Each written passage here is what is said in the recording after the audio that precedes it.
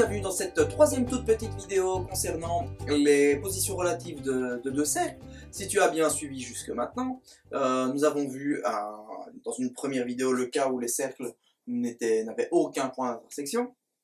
Ensuite, dans une deuxième vidéo, nous avons vu le cas où ils avaient un point d'intersection, on appelait ça des cercles tangents. Maintenant, on va voir dans le cas où ils ont deux points d'intersection, un ici et un là-bas. Et là, comme pour des droites qui se coupent, ici on a des cercles qui se coupent, ce seront des cercles qui seront appelés sécants. Alors, les cercles sécants, mathématiquement, comment ça se représente? Il n'y a qu'un seul cas, dans ce cas-ci, hein. Ça c'est chouette, ça va aller beaucoup plus vite.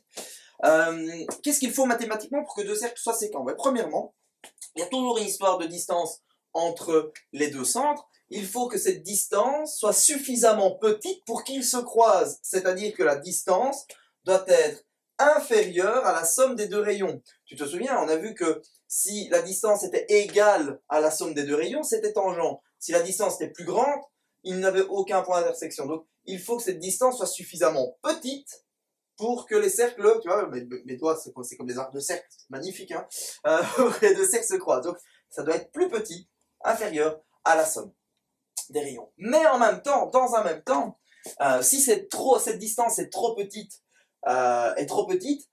les deux cercles, tu vois, peuvent rentrer tellement l'un dans l'autre qu'ils vont être intérieurs. Ils ne vont pas avoir de point d'intersection, ils seront intérieurs jusqu'au moment, enfin, tu vois, il y aura ce moment où la distance sera égale à la différence.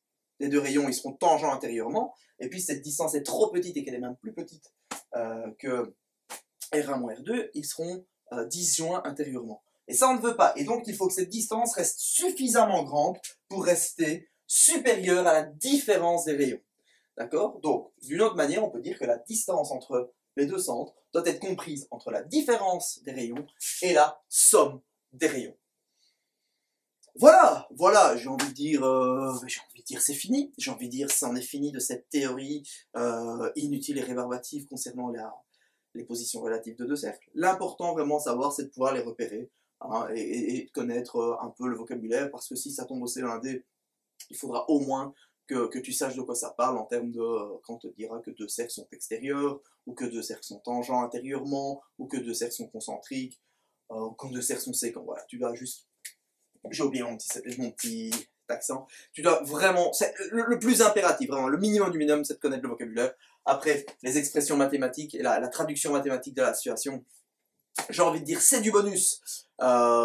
Tu as de toute façon les fiches d'exercice, les fiches d'auto-évaluation qui te permettent de t'exercer et de t'auto-évaluer. N'hésite pas à faire tous ces exercices, à me poser des questions si tu en as. À très bientôt pour la suite.